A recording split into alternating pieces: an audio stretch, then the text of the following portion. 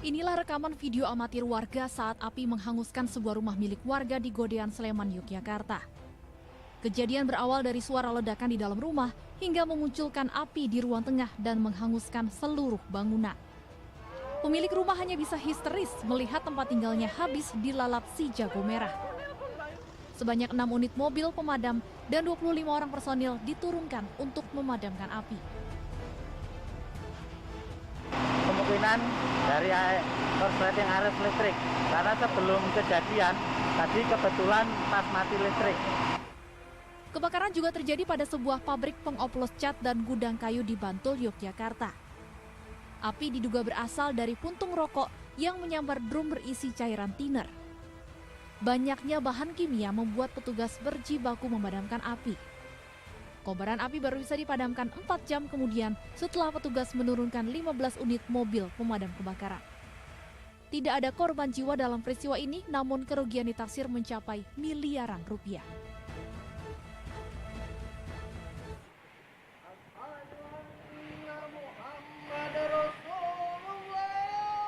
Fenomena cuaca ekstrim berupa hujan es terjadi di wilayah Sawangan, Depok, Jawa Barat. Peristiwa ini menarik perhatian warga. Tak sedikit dari warga yang mengabadikannya dengan ponsel mereka.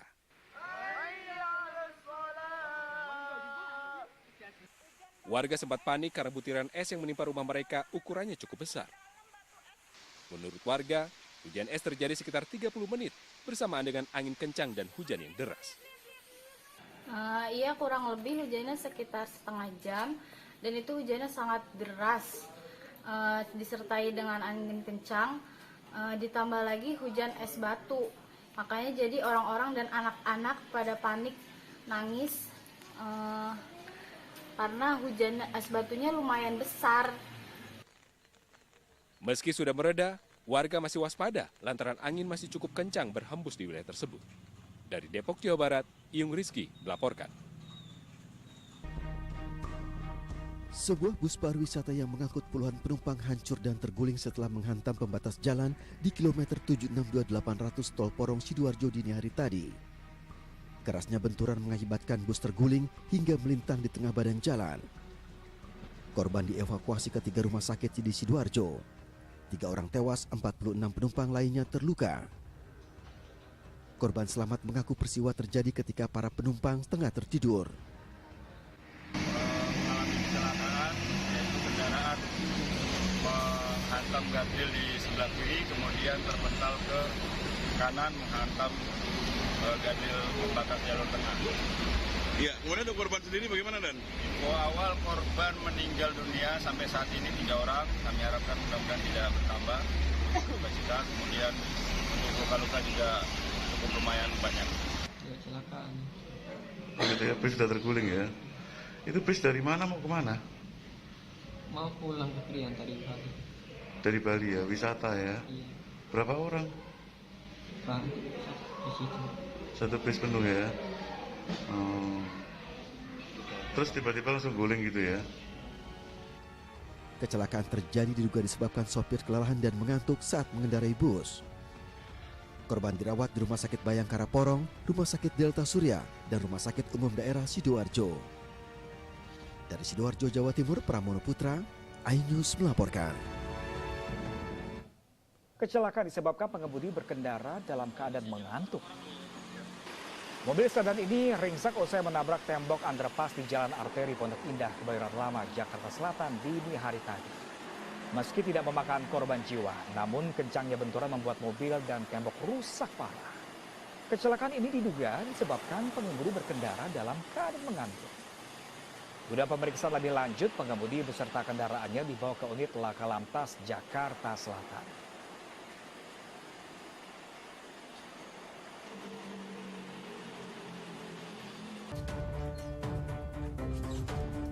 Inilah rekaman warga saat seorang pria mengalami luka dan dibawa ke rumah sakit setelah menjadi korban pembegalan di Jalan Raya Cilincing, wilayah Koja, Jakarta Utara. Korban bernama Rizky Maulana menjadi korban begal bersenjata tajam. Kejadian bermula saat korban pulang dari tempat kerja.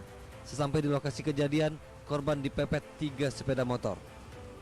Pelaku berhasil merebut motor korban. Korban yang sempat melawan akhirnya mengalami luka sabetan senjata tajam di bagian tangan dan kaki. Pas saya jalan, pas sampai jembatan tuh ada 2 motor yang ngedempetin saya, yang depan ngehalangin, yang kanan itu udah siap-siap ngambil kunci saya, matiin motor. Jadi dipepet gitu? Iya, dipepet. Satu motor 2 orang. Nah, saya juga ngira kayaknya sih di belakang masih ada 1 motor. Oh, jadi total ada 3 motor? Iya, 3. Nah, pas keadaan itu motor saya ambruk tuh. Saya ngebrontak, ada yang golok, di tangannya udah megang. Yang golok tuh ngancarin goloknya kemana-mana. Korban telah melaporkan kejadian yang dialaminya ke pihak Polsek Koja. Petugas masih memburu pelaku dan kasus ini ditangani Polsek Koja, Jakarta Utara. Dari Jakarta, Vendra Kurniawan, iNews melaporkan.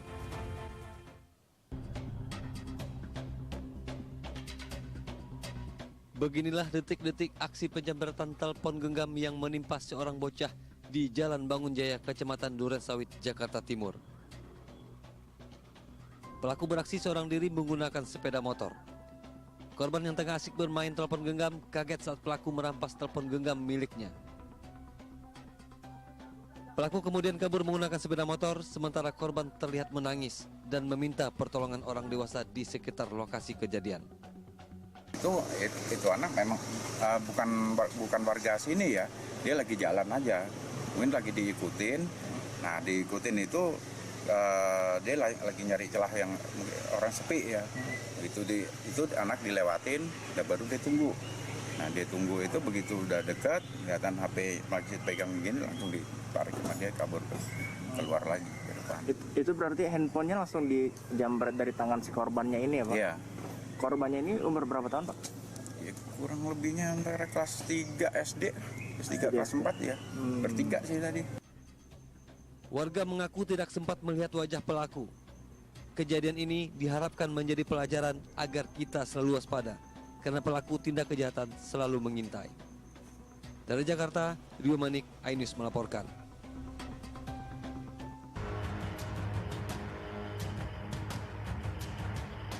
CCTV di dalam bus angkutan umum Trans Banyumas, Jawa Tengah berhasil menangkap detik-detik seorang pemuda melakukan pelecehan seksual ke penumpang lainnya.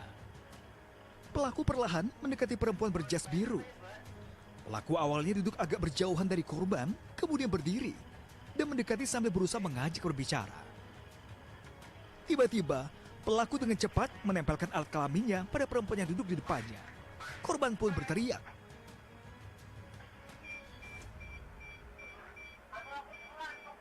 Seketika, sopir Trans Banyumas menurunkan secara paksa pelaku dari bus.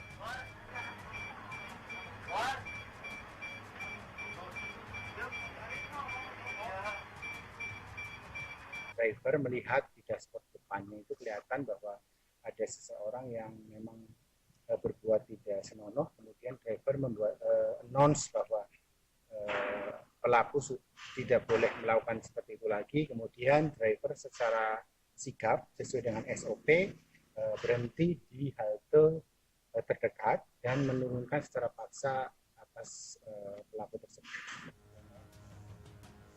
Namun atas kejadian ini, pihak Trans Banyumas tidak memproses hukum pelaku atas tindakannya tersebut, sehingga dikhawatirkan tidak menimbulkan efek jerak pada para pelaku lainnya. Masyarakat pun berharap pihak bus Trans Banyumas bersikap tegas mencegah kasus pelecehan seksual terulang kembali. Dari Banyumas, Jawa Tengah, Saladin Ayubi, iNews melaporkan.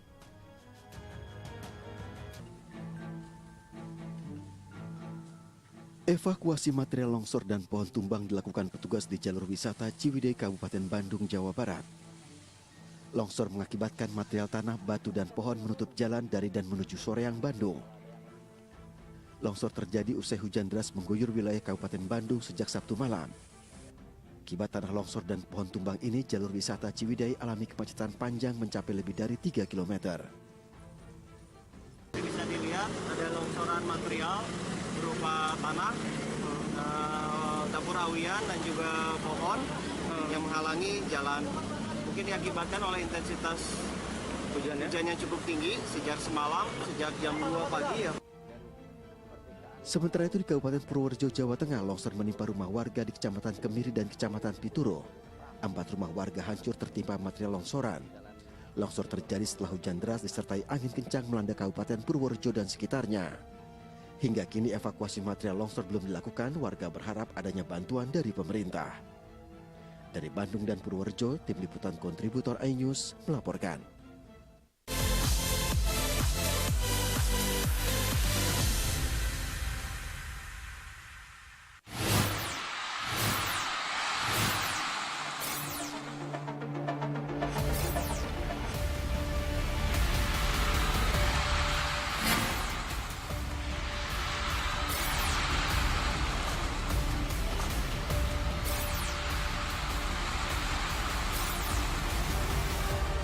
The Great Tournaments on October. Live iNews, new home of badminton. iNews Prime malam hari. 5 anggota Polri bukti melanggar kode etik. Tewasnya Brigadir Yosua, MD dipanggil DPR. Menggali informasi secara mendalam. 12 saksi dihadirkan dalam sidang. Korban nolak permohonan perlindungan. Korupsi 78 triliun rupiah. Membahas isu terhangat dengan narasumber yang kompeten.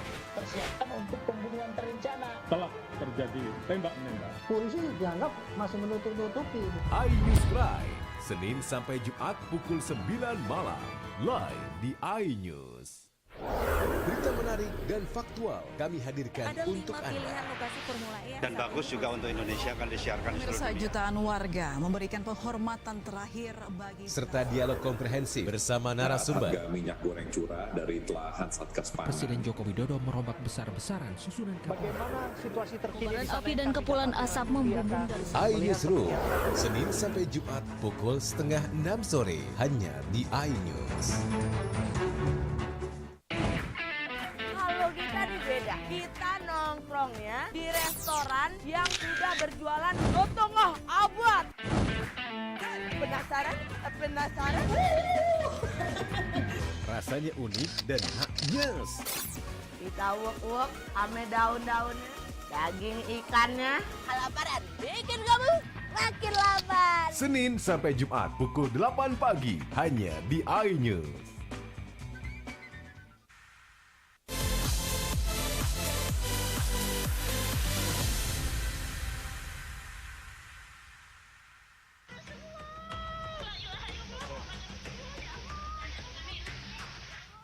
Banjir bandang menerjang Kecamatan Bayah, Lebak, Banten Minggu sore. Banjir merendam rumah-rumah warga dan jalan-jalan perkampungan hingga mencapai 1 meter di sejumlah titik. Banjir bandang ini terjadi disebabkan limpahan air dari beberapa sungai akibat curah hujan yang tinggi di wilayah Lebak, Banten dan sekitarnya. Tidak hanya menghanyutkan rumah warga, banjir juga merusak jembatan Kali Cimadur, Lebak, Banten. Tiang jembatan dan permukaan jalan jembatan hancur terbawa arus air yang deras. Sejumlah lahan pertanian warga rusak akibat diterjang banjir bandang. Warga menyelamatkan diri ke beberapa lokasi yang aman. Untuk sementara informasi yang kita terima, yang terendam kurang lebih 45 rumah. Namun untuk sementara korban jiwa tidak ada, namun yang ada korban. Warga mengharapkan bantuan berupa obat dan makanan untuk dapat bertahan akibat banjir bandang. Hingga Senin pagi genangan air masih terlihat di sejumlah titik lokasi. Dari Lebak, Banten, Iskandar Nasution, iNews melaporkan. Update hari ini tanggal 10 terhadap kejadian bencana banjir kemarin. Kondisinya per hari ini sudah mulai surut, sungai-sungainya juga sudah mulai menyusut kembali.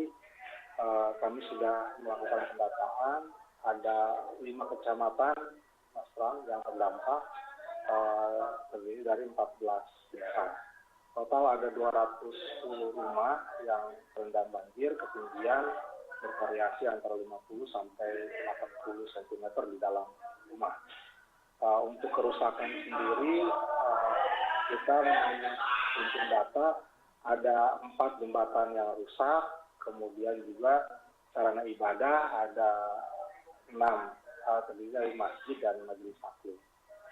Ya Pak Feby, sementara ada sekitar 200 rumah yang terdampak, kemudian bagaimana dengan warga di sana? Apakah memang sudah ada di tempat pengungsian atau seperti apa, Pak? Terima kasih. Dilaporkan juga karena ini banjirnya cukup cepat, Mbak. Jadi tidak ada pengungsian. Jam 8 malam kami monitor, masyarakat sudah kembali membersihkan rumah yang terkena banjir. Memang di pagi hari kami monitor ada beberapa genangan, tapi sudah tidak menggenang ke pemukiman, hanya di depan dan di sawah saja. Ya, Pak Feby, tadi Anda katakan bahwa banjir sudah mulai surut pada pagi hari ini dan hingga siang hari ini. Lalu apakah ada potensi Bapak banjir akan kembali meluap di sana, Bapak?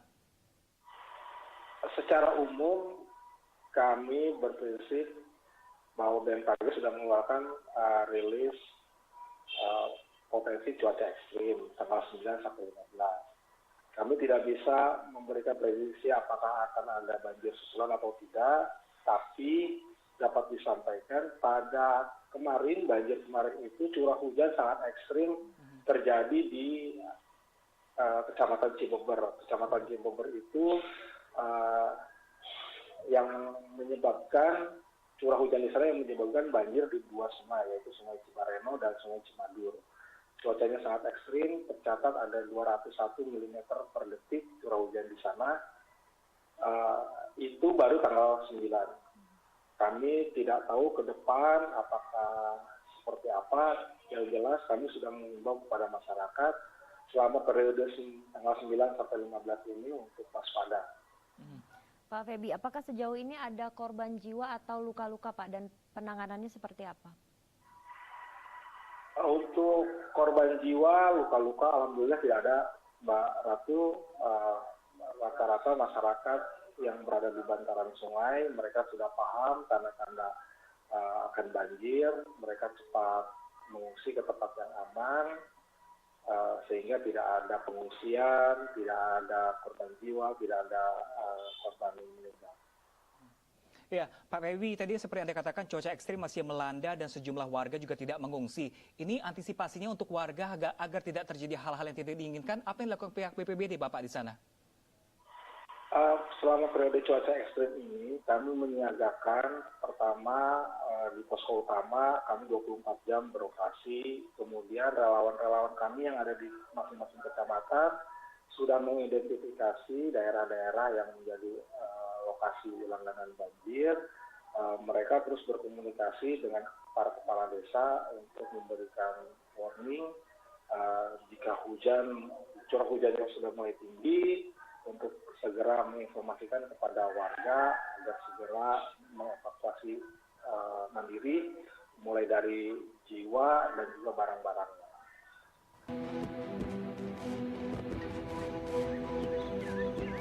CCTV ini merekam aksi belasan pemuda yang menyerang pemukiman warga dengan menggunakan batu dan anak panah di Jalan Balaparang, Kecamatan Rapocini, Kota Makassar, Sulawesi Selatan. Diduga puluhan remaja tersebut merupakan kawanan geng motor yang kerap meresahkan warga. Kawanan pelaku yang diduga berjumlah puluhan orang itu tiba-tiba saja berhenti di depan gang, lalu melepaskan anak panah ke arah pemuda yang tengah nongkrong di dalam gang. Para pelaku juga nyaris merobohkan pagar gang. Aksi para pelaku terhenti tim Polsek Rapocini yang datang ke lokasi. Warga dan polisi berhasil menangkap 3 orang remaja yang diduga merupakan kawanan geng motor. Akibat ulah para pelaku, 1 orang korban terluka terkena anak panah dan kini dirawat intensif di Rumah Sakit Polri Bayangkara, Makassar. Hingga kini, aparat kepolisian dari sektor Rapocini, Makassar juga belum memberikan keterangan resmi terkait motif penyerangan tersebut. Dari Kota Makassar, Sulawesi Selatan, Muhammad Nurboni, iNews melaporkan.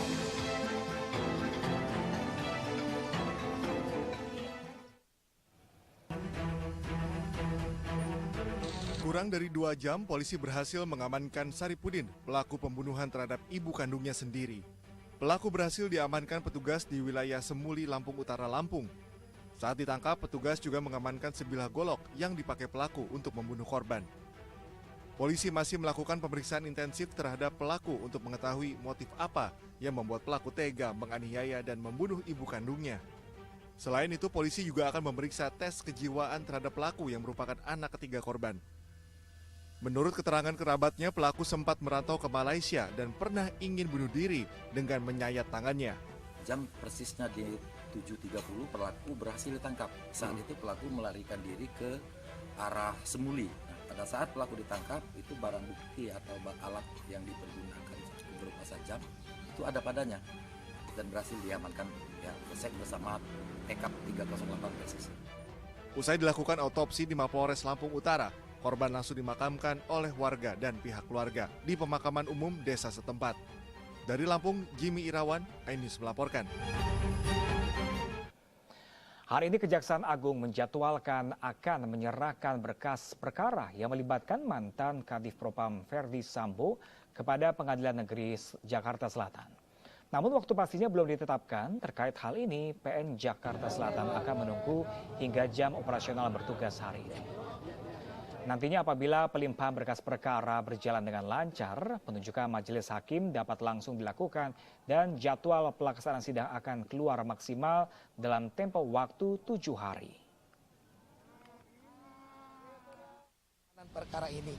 Nah, fungsi pengawasan dan bagaimana agar persidangan itu dapat memperlihatkan sesuatu yang oleh publik dinilai sebagai pelaksanaan tugas pengadilan yang baik. Nah, itulah yang kami lakukan. Jadi kami melakukan pemantauan dalam tugas jaksanya ya, bukan dalam pengadilan hakimnya ya. Itu yang perlu kita pertegas karena jaksa juga betul-betul.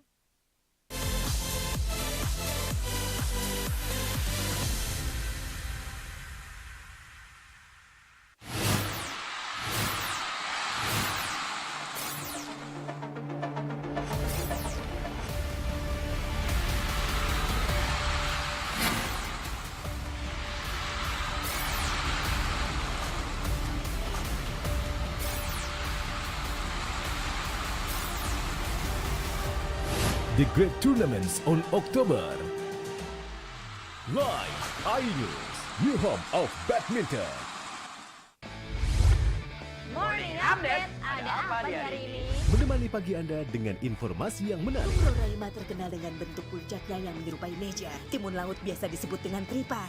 Bersama bintang tamu yang inspiratif. Di atas lutut kiri, tinggal angkat tangannya ke atas.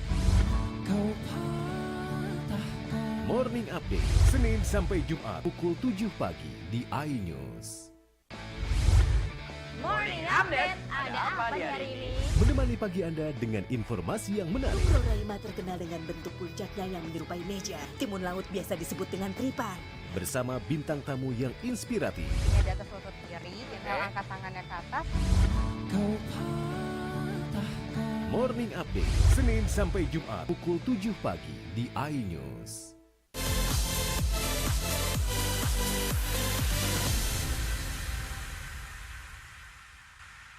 Juga pemirsa, betul sekali bahwa hari ini menurut informasi yang kami dapatkan, pihak dari Kejagung Republik Indonesia akan melakukan penyerahan atau pelimpahan berkas perkara dalam kasus kematian Brigadir Nofriansah Yosua Huta Barat atau Brigadir Joshua. Namun jika tadi kami juga sempat bertanya kepada pihak Kejagung akan diberlangsungkan pada pukul berapa pelimpahan kasus tersebut, kiranya kami awak media masih belum mendapatkan penjelasan lebih lanjut untuk waktu pasti penyerahan berkas tersebut, sehingga kami awak media masih terus menunggu Ratu Pramda juga pemirsa di lobi utama Pengadilan Negeri Jakarta Selatan hingga siang hari ini. Namun jika tadi pagi kami sempat bertemu dan juga berbincang dengan Pak Juyamto selaku Humas PN Jakarta Selatan, dan juga kami sempat memantau kedatangan Komisi Kejaksaan Republik Indonesia atau Komjak. Kami sempat memintai keterangan kepada dua pihak tersebut, di mana ya, pada pagi hari tadi dari pihak Humas sendiri sudah sempat mengatakan bahwa belum mendapatkan informasi lebih lanjut apakah berkas akan dialihkan ke lain hari begitu, sehingga dari pihak Pengadilan Negeri Jakarta Selatan sendiri masih akan terus mempersiapkan atau menunggu pelimpahan berkas perkara hingga sore hari nanti. Dan untuk SOP-nya sendiri atau prosedurnya nanti dari pihak Kejagung akan langsung menyatakan atau memberikan berkas tersebut ke bagian PTSP Kepanitraan Pidana, lalu selanjutnya akan langsung diperiksa oleh Ketua PN Jakarta Selatan, dan apabila berkas sudah dinyatakan lengkap, ini akan langsung diurus untuk penunjukan majelis hakimnya. Nah, nanti apabila penunjukan majelis hakim juga sudah keluar, akan dijadwalkan untuk jadwal persidangan yang belum diketahui hingga saat ini. Namun tadi dari pihak Humas menjelaskan atau memastikan bahwa untuk jadwal persidangan sendiri maksimal akan keluar pada waktu 7 hari dari terhitung pelimpahan berkas perkara dilakukan pada hari ini. Nah, jika tadi kami juga sempat mewawancarai atau bertemu dari pihak Komjak RI, juga sempat dikatakan bahwa kedatangan hari ini untuk memantau dan juga melakukan kewenangan tugas pengawasan kepada pihak-pihak terkait dalam kasus berkas Sambo ini, di mana nantinya pengawasan akan dilakukan secara akuntabel, transparan, dan juga profesional oleh pihak Komjak, dan nantinya akan ada 5 utusan yang akan, atau 5 komisioner yang akan diturunkan langsung dari pihak kejaksaan untuk memantau jalannya sidang dalam kasus Verdi Sambo dan kawan-kawannya ini. Namun tak hanya dari pihak Komjak dan juga Humas PN Jaksel saja, Ratu Pram dan juga pemirsa, yang tadi sudah sempat kami lihat kedatangannya di PN Jaksel hingga siang hari ini. Tadi kami juga sempat memantau, kami melihat sudah ada pihak-pihak terkait juga yang sudah tiba pada siang hari ini di PN Jaksel, yakni tadi kami sempat melihat adanya Kejari, juga ada Dewan Pers dan juga Kapolres Jakarta Selatan yang sudah tiba dan saat ini masih menjalani rangkaian agenda begitu di dalam ruang sidang yang ada di belakang saya saat ini. Namun kami belum mengetahui pasti apakah kegiatan yang dilakukan pihak-pihak terkait di dalam begitu. Namun menurut informasi terakhir yang kami dapatkan juga, kiranya dari pihak Kejari sendiri akan menyiapkan 11 surat dakwaan terhadap para tersangka yang terlibat dalam kasus pembunuhan Brigadir Joshua ini, baik mereka 5 tersangka dalam perkara pembunuhan berencana ataupun 6 tersangka dalam kasus obstruction of justice. Ya, ia membenarkan adanya keributan namun hanya cekcok mulut tanpa adanya penganiayaan. Kuasa hukum selebriti Rizky Bilar, Ade Ervil Manurung, menyatakan tidak ada kekerasan yang dilakukan oleh kliennya ke Lesti Kejora. Ia hanya membenarkan adanya keributan antara pasangan muda tersebut namun hanya cekcok mulut. Saat ini kondisi Rizky Bilar kurang sehat. Kasus tuduhan KDRT ini juga membuat kondisi mental Rizky dan keluarganya terganggu, seperti salah satu usahanya yang bangkrut karena dampak kasus ini. Sesudah adanya laporan ini, apakah sudah? Bang, lebam-lebam itu berarti ini jatuh. Bukan pukulan tangan. Bukan, nggak ada pukulan tangan. Bang, berarti intinya Rizky membantah adanya KDRT ya, Bang? Hanya membela diri ya, Bang? Iya. Nanti bisa dibilang dia cuma membela diri, Bang? Membela diri. Bukan KDRT ya? Bukan KDRT. Kalau KDRT itu Rizky memukul-mukul, ya. Ini kan ada sebab. Ini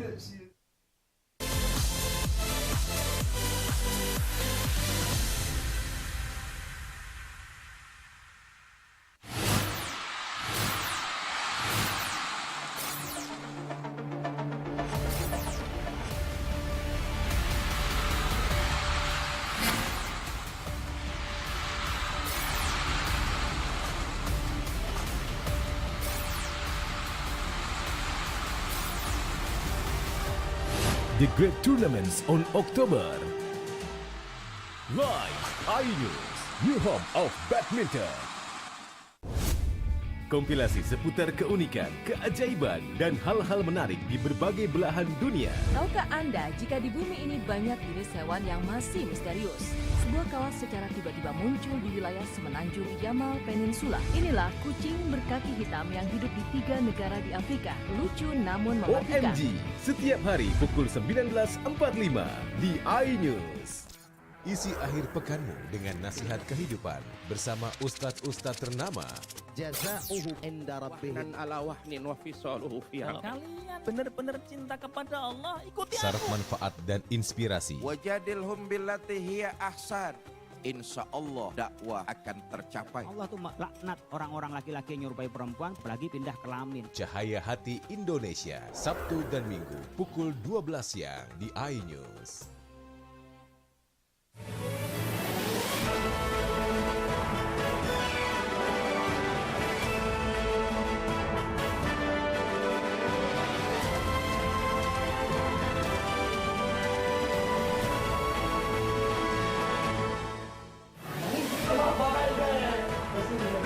Pemirsa, Fahrul Razi ODGJ dipasung di Banyuasin dan dievakuasi. Ratusan ketua RT dan RW terancam dilaporkan. Ibu dari Prabu Muli meraup cuan dari sabun berbahan buah.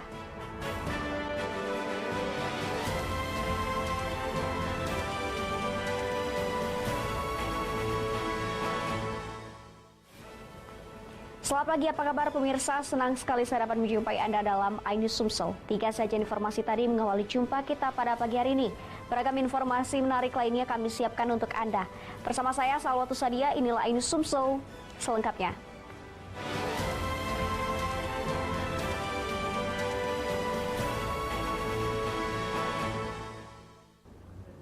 Pemirsa, Kementerian Sosial bersama Dinas Sosial Banyuasin dan Dinas Kesehatan Kabupaten Banyuasin dibantu tim kepolisian dan TNI mengevakuasi Fahrul Razi, 45 tahun yang alami gangguan jiwa. Selanjutnya ia segera dibawa ke Rumah Sakit Ernaldi Bahar untuk menjalani pengobatan.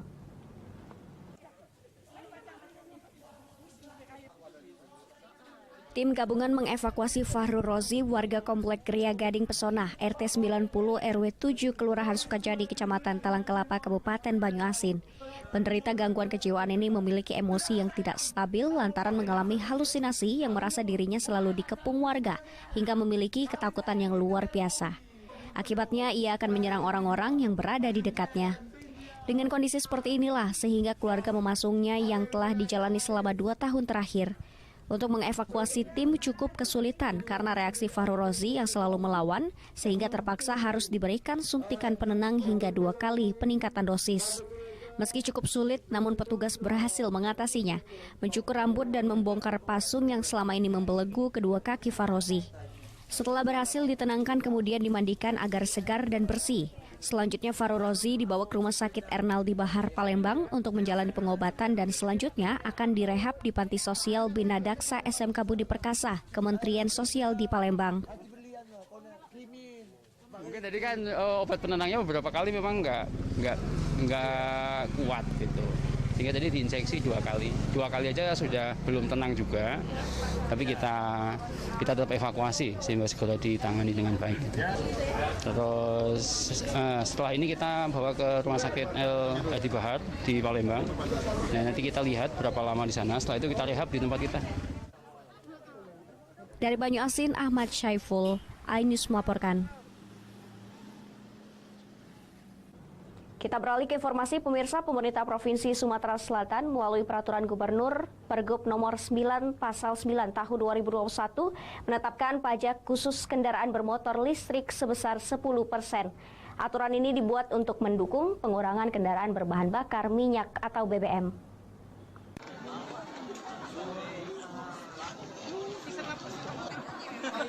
Dampak kenaikan harga bahan bakar minyak bersubsidi, kini warga Kota Prabu Muli mulai melirik kendaraan bertenaga listrik. Sejauh ini perusahaan listrik negara yang nantinya sebagai pemasok listrik untuk kendaraan terus mensosialisasikan kendaraan listrik ramah lingkungan ke pemerintah daerah. Para penjual kendaraan listrik khususnya di Kota Prabu Muli berharap pemerintah dapat mengeluarkan regulasi kepemilikan kendaraan bertenaga listrik tersebut. Penjualan dalam 1 hari bisa sampai 1 hari bisa untuk sepeda di 3 unit, 4 unit, kalau untuk motor 1 unit per hari. Kebanyakan yang beli dari mana? Kebanyakan yang beli dari daerah, dari dalam kota, kebanyakan dari luar kota. Alasan mereka memilih motor itu apa? Alasan mereka memilih lebih efisien dan lebih dari itu. Kepala Unit Pelayanan Teknis Badan Samsat Kota Prabu Muli, Ariswan Naromin, mengatakan sejak tahun 2021, pemerintah Provinsi Sumatera Selatan telah mengeluarkan regulasi yang mengatur penggunaan kendaraan listrik baik roda 2 maupun roda 4 dengan pengenaan pajak kendaraan hanya 10% serta 10% BBNKB KBL berbasis listrik. Sesuai dengan peraturan Gubernur nomor 9 tahun 2021 sebagaimana dijelaskan di pasal 9 bahwa pengenaan PKB dan BBNKB KBL berbasis baterai untuk orang atau barang itu ditetapkan sebesar 10% dari dasar pengenaan PKB seperti itu. Jadi untuk kendaraan listrik sendiri itu pajaknya itu lebih murah dari kendaraan non listrik seperti itu. Dengan telah dikeluarkannya aturan kepemilikan kendaraan bertenaga listrik melalui peraturan gubernur di Provinsi Sumatera Selatan, diharapkan pemilik kendaraan dapat segera mengurus pajak kendaraan bermotor listrik serta bea balik nama kendaraan listrik. Dari Prabu Muli, Peri Prima, iNews melaporkan.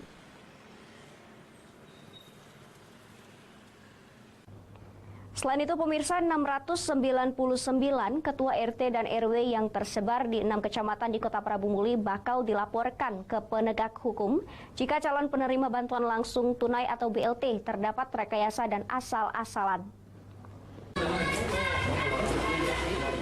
Ketua RT dan RW di Kota Prabu Muli mendata ribuan warga tak mampu calon penerima dana bantuan langsung tunai dari pemerintah sebagai bentuk kompensasi dampak kenaikan harga bahan bakar minyak bersubsidi. Bantuan nantinya akan dikhususkan bagi warga miskin tak terdata sebagai penerima program Keluarga Harapan atau PKH. Untuk itu, Wali Kota Prabu Muli akan melaporkan ratusan ketua RT dan RW ke penegak hukum jika ada orang kaya terdata sebagai penerima bantuan. Jadi tidak boleh dapatnya.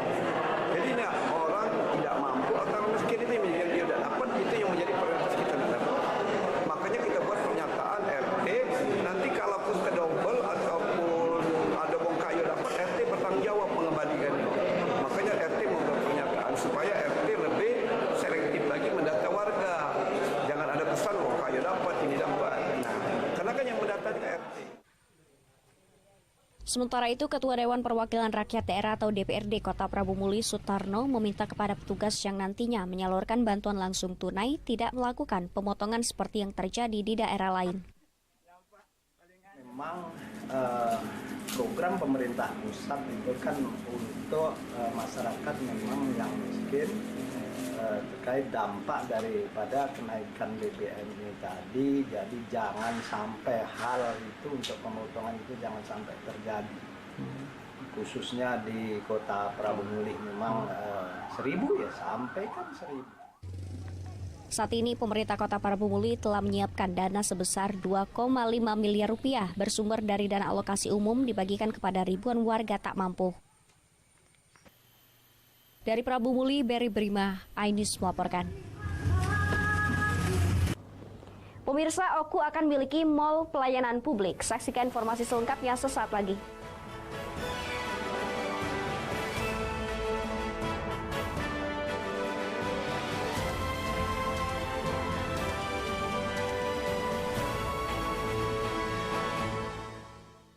Isi akhir pekanmu dengan nasihat kehidupan bersama ustadz-ustadz ternama. Jazauhu inda rabbih ala wahnin wa fisaluhu fiha. Kalian benar-benar cinta kepada Allah, ikuti Syarat aku. manfaat dan inspirasi. Wajadilhum billati hiya ahsan.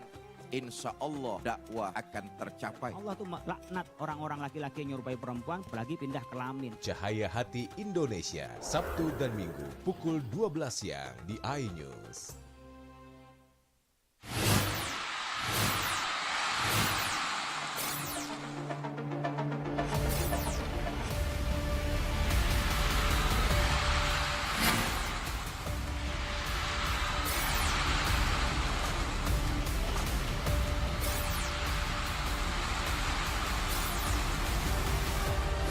The Great Tournaments on October. Live iNews, new home of badminton. iNews Prime malam hari. 5 anggota Polri terbukti melanggar kode etik. Tewasnya Brigadir Yosua, MD dipanggil DPR. Menggali informasi secara mendalam. 15 saksi dihadirkan dalam sidang. Korban nolak permohonan perlindungan. Korupsi 78 triliun rupiah. Membahas isu terhangat dengan narasumber yang kompeten. Persiapan untuk pembunuhan terencana. Telah terjadi tembak-menembak. Polisi dianggap masih menutup-nutupi. iNews Prime, Senin sampai Jumat pukul 9 malam. Live di iNews. Berita menarik dan faktual kami hadirkan ada untuk 5 Anda. pilihan lokasi Formula E. Dan bagus juga untuk Indonesia akan disiarkan di seluruh Pemirsa, dunia. jutaan warga memberikan penghormatan terakhir bagi Serta dialog komprehensif bersama narasumber. Harga minyak goreng curah dari telahan Satgas Pangan. Presiden Joko Widodo merombak besar-besaran susunan Bagaimana situasi terkini? kobaran api dan kepulan asap membumbung dari iNewsroom, Senin sampai Jumat pukul 5:30 sore hanya di iNews.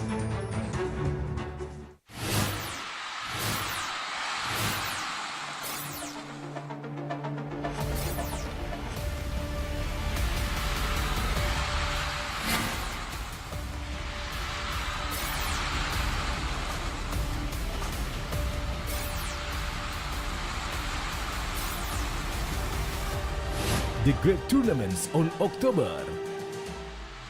Live iNews, new home of badminton. Kalau kita nih beda, kita nongkrongnya di restoran yang sudah berjualan setengah abad. Penasaran? Penasaran? Rasanya unik dan maknyes. Kita uek-uek ame daun-daunnya, daging ikannya. Kelaparan bikin kamu makin lapar. Senin sampai Jumat pukul 8 pagi hanya di iNews. Morning Update, ada apa di hari ini? Menemani pagi Anda dengan informasi yang menarik. Roraima terkenal dengan bentuk puncaknya yang menyerupai meja. Timun laut biasa disebut dengan tripan. Bersama bintang tamu yang inspiratif. Ini di atas lutut kiri, tinggal angkat tangannya ke atas. Morning Update, Senin sampai Jumat pukul 7 pagi di iNews.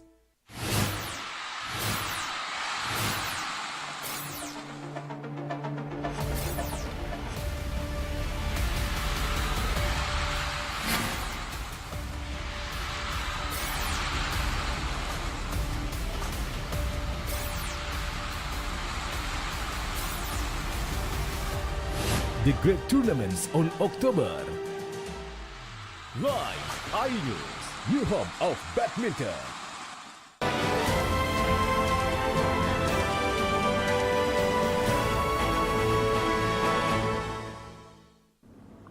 Terima kasih pemirsa, Anda masih bersama kami. Dinas Pekerjaan Umum dan Penataan Ruang Kabupaten Ogan Komering Ulu atau OKU mulai membangun Mall Pelayanan Publik atau PJ Bupati OKU, meletakkan batu pertama pembangunan di pusat kota Batu Raja tersebut.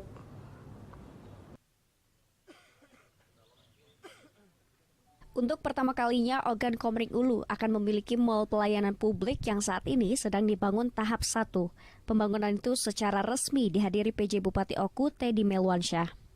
Nantinya dengan adanya mall pelayanan publik dapat membantu masyarakat dengan mudah untuk mengurus berbagai izin administrasi. Bahkan mall pelayanan publik memberikan kemudahan bagi para investor untuk masuk ke OKU dalam rangka percepatan pembangunan di semua lini. Hari ini kita melakukan groundbreaking pembangunan mall pelayanan publik yang pertama di OKU. Harapan kami mudah-mudahan mall ini bukan hanya menjadi pusat layanan terpadu terintegrasi di OKU. Ini juga harapan kami mall ini akan menjadi ikon baru bagi OKU, di mana masyarakat akan diberikan kemudahan dalam mengurus semua layanan-layanan perizinan. Semua menjadi satu di mall pelayanan publik ini. Lanjut tahap berikutnya, tahap kedua kita usulkan di 2023. Jadi tahap pertama ini apa nih, Kak? Tahap pertama ini konstruksi bawah. Ini konstruksi ini fondasi, tiang-tiang, kolom sampai ke atap. Berapa lantai ini, Kak? 2 lantai, satu basement, yang satunya lantai pertama. Luasnya berapa, Pak? Total luas 1.500 meter persegi. Mall pelayanan bertujuan membantu semua urusan yang berkaitan dengan pelayanan publik sehingga memangkas waktu karena perizinan satu pintu. Dari Ogan Komering Ulu, Widori Agustino, iNews melaporkan. Selain itu, pemirsa, penjabat Bupati OKU Teddy Melwansyah bersama Forkopindah memantau secara langsung pelaksanaan pemilihan kepala desa serentak di Bumi Seimbang Sekundang.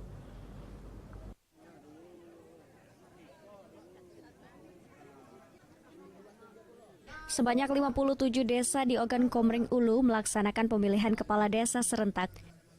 Penjabat Bupati Oku, Teddy Meilwansyah, mengunjungi beberapa desa yang melaksanakan pilkades untuk memastikan pilkades berjalan kondusif dan sesuai yang diharapkan. Saat kegiatan pengecekan itu, terlihat warga antusias untuk melakukan pemilihan pemimpin di desanya, seperti di Desa Batu Putih. Ribuan warga sempat menyalurkan aspirasinya. Bahkan di Desa Terusan, para calon gotong royong sumbangan untuk memberikan nasi bungkus bagi setiap warga yang memilih yang diberikan panitia. Alhamdulillah, sampai laporan terakhir semuanya berlangsung sesuai dengan harapan kita sama-sama, dan semoga hasilnya juga nanti bisa diterima oleh semua pihak. Kita berharap pilkades tahun ini benar-benar pilkades yang aman, damai, jujur, serta menghasilkan nantinya kades-kades terpilih yang memang pilihan rakyat yang terbaik dan yang baik.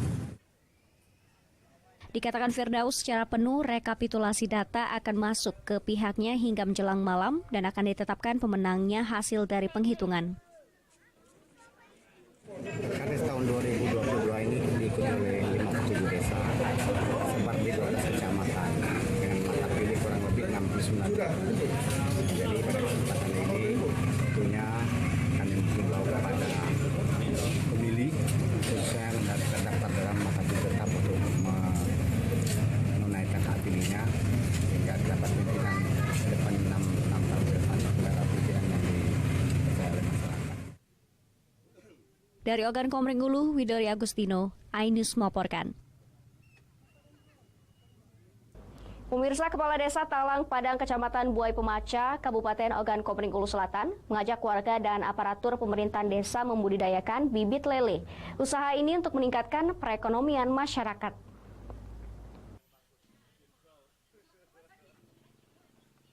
Dalam upaya mendukung program pemulihan ekonomi kemasyarakatan di tingkat desa dari masa pandemi COVID-19, pemerintah desa Talang Padang, Kecamatan Buai Pemaca mengembangkan budidaya ikan lele dengan media terpal. Kepala Desa Talang Padang, Suladi, mengatakan budidaya ikan lele ini sebagai wujud ketahanan pangan yang telah disepakati bersama melalui masyarakat hasil musyawarah desa, di mana program itu dinilai dapat meningkatkan ekonomi warga. Menurut Suladi, untuk pengembangan budidaya ikan lele ini, Pemdas telah mengelontorkan anggaran bersumber dari dana desa sebesar 20%, yang nantinya apabila panen dibagikan kepada masyarakat miskin dan keluarga penerima bantuan langsung tunai. Usaha ini sesuai arahan Juklak dan Juknis dari Kementerian Desa terhadap belanja DD. Sebanyak 25 kolam dipersiapkan, setiap per kolam ditebar 1.000 ekor bibit lele untuk pengembangan dan pembibitan ikan berikutnya. Selain itu, dalam setiap kolam disiapkan 30 kg pakan.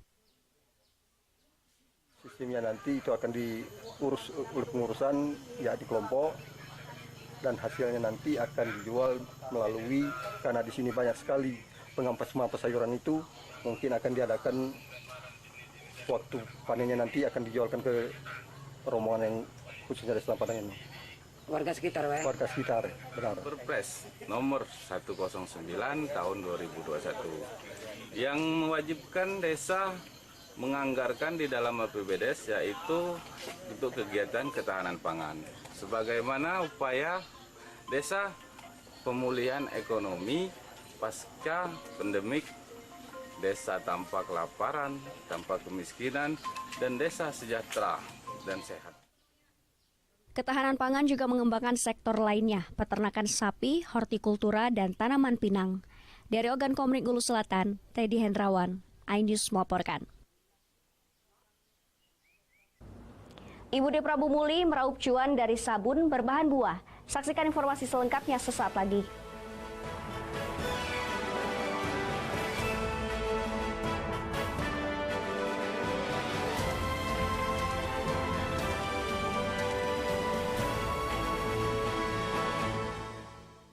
Isi akhir pekanmu dengan nasihat kehidupan bersama ustadz-ustadz ternama.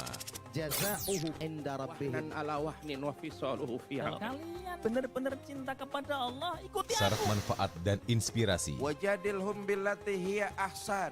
Insya Allah dakwah akan tercapai. Allah tuh laknat orang-orang laki-laki yang nyerupai perempuan, apalagi pindah kelamin. Cahaya Hati Indonesia, Sabtu dan Minggu pukul 12 siang di iNews. Berita menarik menarik dan faktual kami hadirkan Ada 5 untuk Anda. pilihan lokasi Formula E. Dan bagus juga untuk Indonesia akan disiarkan di seluruh Pemirsa, dunia. jutaan warga memberikan penghormatan terakhir bagi Serta dialog komprehensif bersama narasumber. Harga minyak goreng curah dari telahan Satgas Pangan. Presiden Joko Widodo merombak besar-besaran susunan Bagaimana situasi terkini? kobaran api dan kepulan asap membumbung dari iNewsroom, Senin sampai Jumat pukul 5:30 sore hanya di iNews.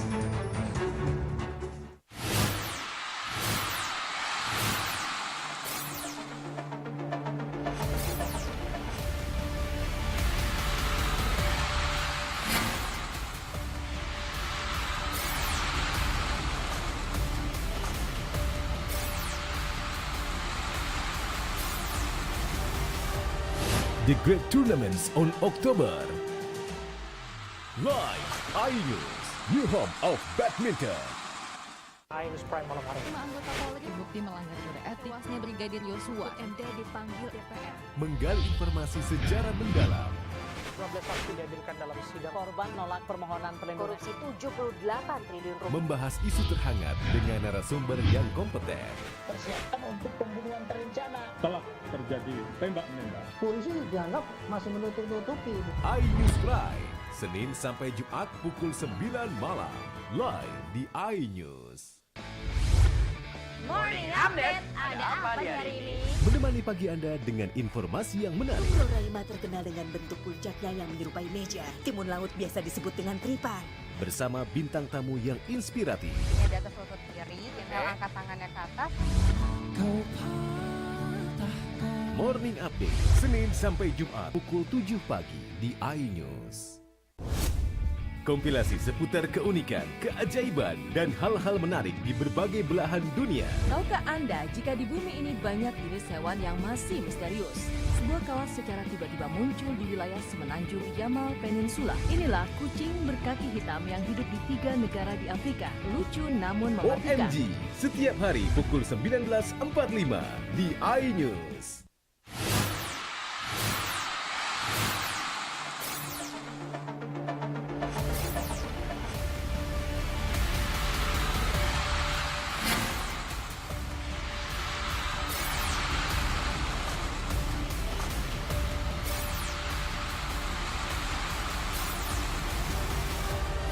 The Great Tournaments on October.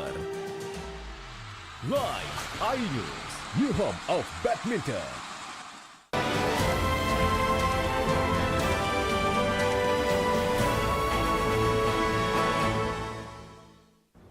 Terima kasih pemirsa, Anda masih bersama kami.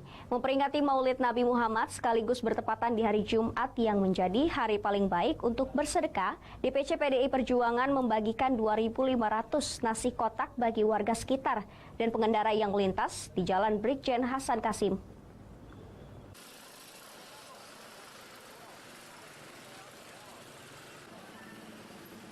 Hari Jumat merupakan momen yang paling tepat untuk saling berbagi antar sesama sesuai dengan tuntutan agama Islam. Ternyata momen ini dimanfaatkan oleh DPC PDI Perjuangan untuk membagikan 2.500 nasi kotak di Jalan Brigjen Hasan Kasim. Menurut RM Yusuf Indra Kesuma, Wakil Ketua Bidang Komunikasi Politik DPC PDI Perjuangan Kota Palembang, kegiatan rutin PDIP baik bersedekah kepada anak yatim maupun membagikan nasi kepada warga. Saat merayakan Maulid Nabi, PDIP akan merayakan dengan mengundang anak dari panti asuhan serta masyarakat. Sumber nasi bungkus ini dari swadaya kami, para pengurus DPC PDI Perjuangan Kota Palembang. Hari ini selain kami membagikan nasi bungkus di daerah Celentang, rencananya sebentar lagi kami juga akan meninjau banjir yang ada di Kelurahan Piparja. Di sana kami juga akan melakukan aksi berbagi terhadap masyarakat yang terdampak banjir. Terkait musibah banjir yang kerap melanda Kota Palembang, DPC PDIP Kota Palembang akan segera berkoordinasi dengan pemerintah Kota Palembang untuk segera menuntaskan permasalahan tersebut. Dari Palembang, Erwin Setiawan, iNews melaporkan. Pemirsa, berawal dari masalah kulit, seorang ibu rumah tangga asal Kota Prabu Muli berhasil merasakan manisnya cuan dari membuat sabun mandi berbahan dasar buah-buahan.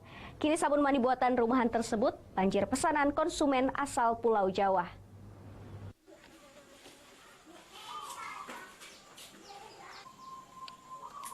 Warna yang menggoda bak seperti kue bolu lapis serta menimbulkan aroma buah-buahan, sabun mandi buatan Reka Anggun Maharani, wanita 25 tahun asal kota Prabu Muli, berhasil memikat hati pembelinya. Selain bahan yang digunakan alami, sabun ini juga tergolong sehat dan ramah lingkungan.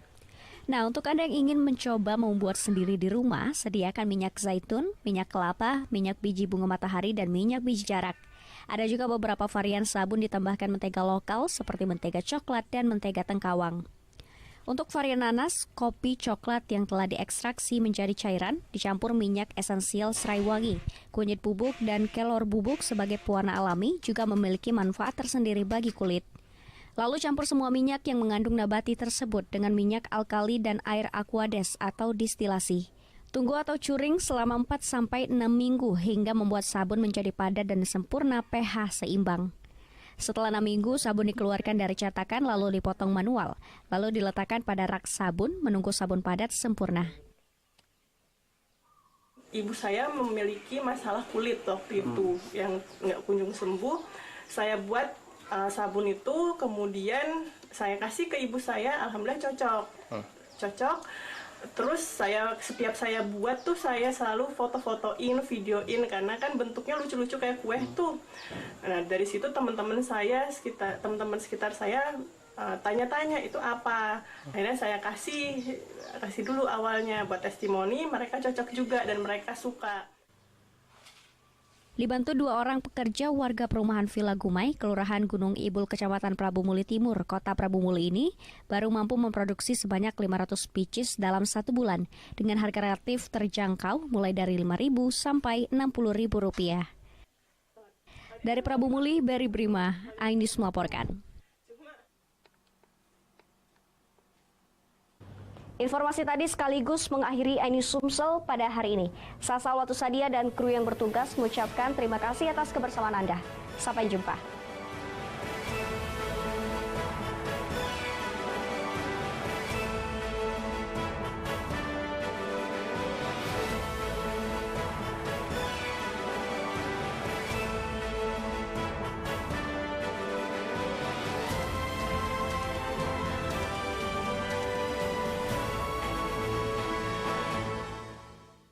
Isi akhir pekanmu dengan nasihat kehidupan bersama ustadz-ustadz ternama. Wajadilhum billati hiya ahsan. Insya Allah.